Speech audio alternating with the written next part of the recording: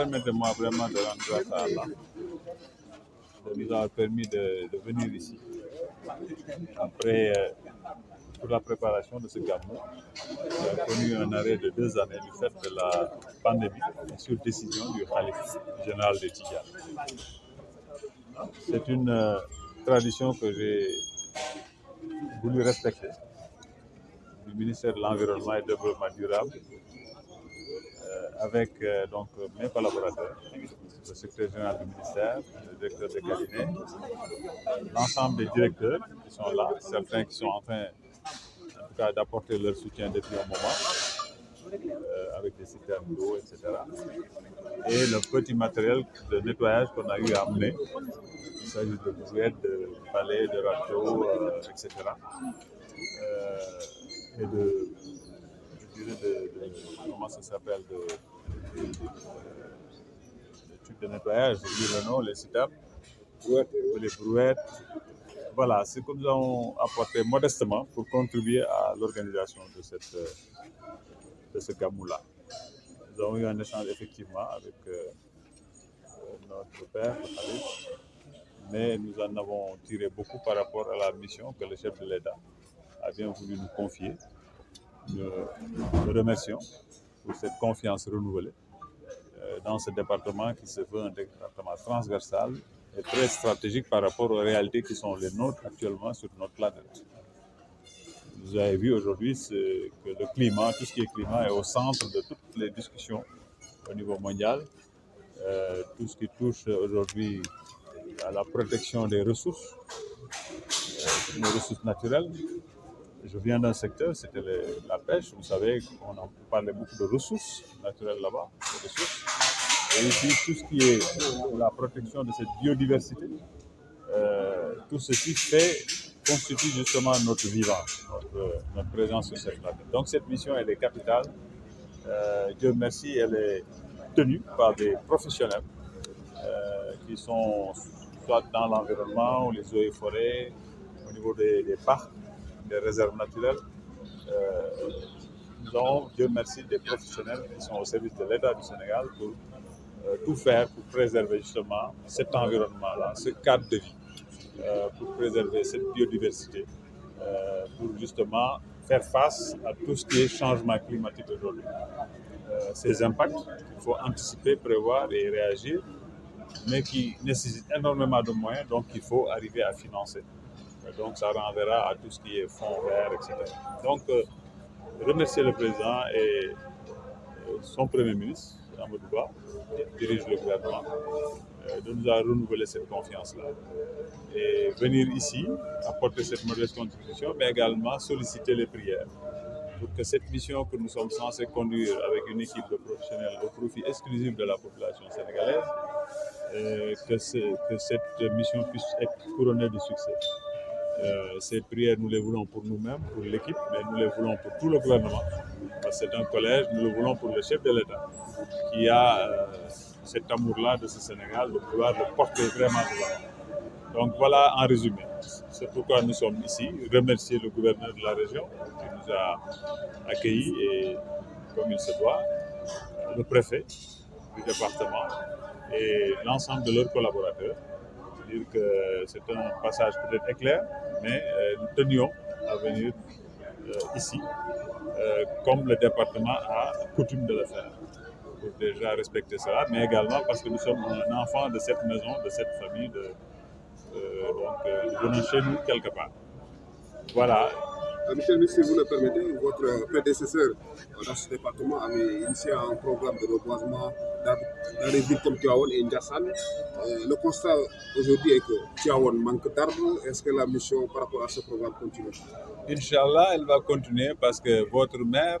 l'honorable député Diopsi, avant même que je vienne ici, en a déjà fait le plaidoyer comme il sait le faire et a déjà lui-même commencé, parfois ses propres moyens et recherches, à planter. Nous allons, je verrai avec les services en charge de cette question, comment aider justement à reverdir cette ville sainte et l'ensemble des autres villes, notamment sainte, qui accueillent beaucoup de monde. Et vous voyez le climat qu'il fait, vous comprendrez que l'arbre ferait beaucoup de bien. Donc, nous ferons le maximum de ce point de vue-là,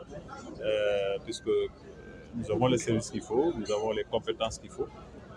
Nous ferons certainement un programme spécial qui va s'adresser aux villes qui accueillent beaucoup de monde dans un premier temps, mais également l'ensemble de nos principaux axes. Aujourd'hui, plusieurs fois, le président de la République a demandé de reverdir et de planter tout autour des grands axes, des autoroutes, etc. Il faut remettre l'arbre vraiment là où il doit être. C'est une de nos missions et Inch'Allah, nous le ferons rapidement avec le maire. Il a commencé à nous prendre au collet parce que c'est un grand frère et effectivement, nous devons l'aider dans cette mission-là. Et lui et mes services, Inch'Allah, feront en sorte qu'il y ait un visage nouveau de ce point de vue-là.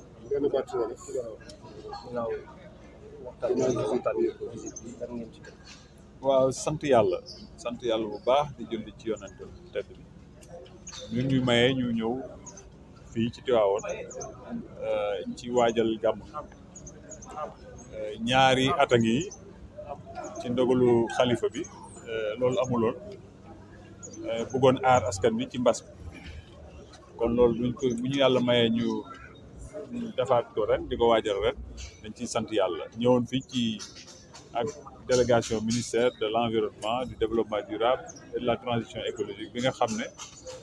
ci njiitu réew mi moo ñu ko dénk ñu ko ciy sant bu baax di ko ñaanal yàlla may ko tawfeex te mu réussir mission bi nga xam ne moom la Sénégal yi xaar ci moom ak gouvernement bi yëpp bi nga xam ne tey ñu ngi jaajëfal itam di remercier premier ministre Amadou Ba bi nga xam ne président tabb na ko pour mu coordonner action gouvernement ñëw fekk ci gouverneur ñu ngi koy sant di ko nuyu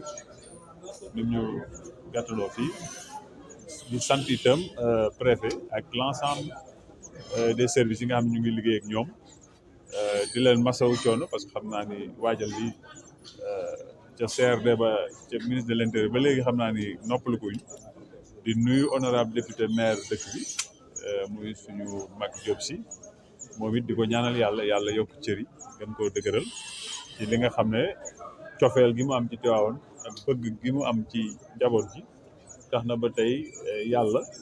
danaa ne natt na ko dénk ko dëkk kon moom it incha allah yàlla na ko yàlla taxaw tey ñun it liñ ci mën incha allah ci jàppale ko danañ ko def ci liggéey boobu kon dañoo ñëwoon rek indi suñu di ko xeeb lool nag suñu jàppandal ci waajal bi ci matériel bu sew ni ko département bi di defee saa yu organisation minimale amee kon looloo doon tànk yi waxtaan ak suñu xalifa ci kàddu yi mu wax nag daa mel ne moom xam naa ni bu ñu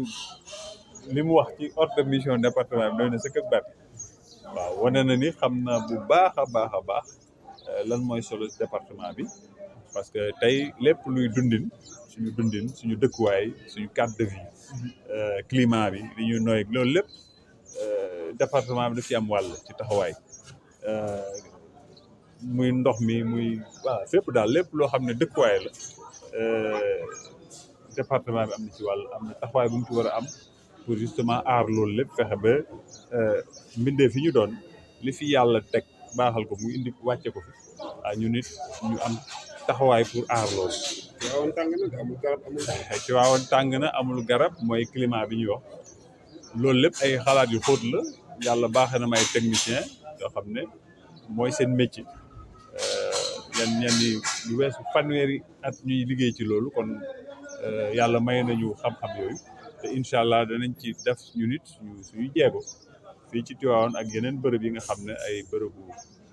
mbooloo yu bëri dafay dem pour que ñu nit ñu gis ci en tout cas ci ndigalu président de la République marque département bi ci seen jàppandal ci